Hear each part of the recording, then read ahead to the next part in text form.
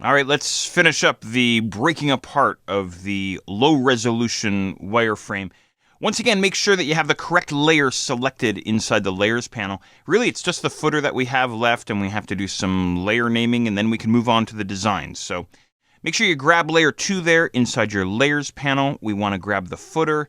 You can use any method you want. The marquee tool is fine. The magic wand tool is fine. Doesn't really matter a whole heck of a lot. So I'm just going to use my marquee tool here to select the footer.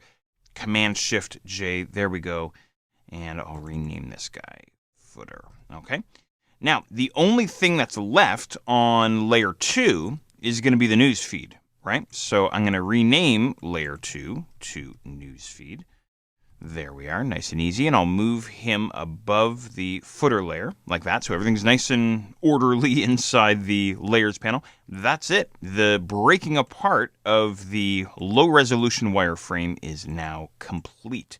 So now we have everything isolated, so we can start applying design to these isolated wireframe objects. Now, before we jump into that, just make sure that everything is saved up. So hit Control or Command-S, and now we're ready for some design.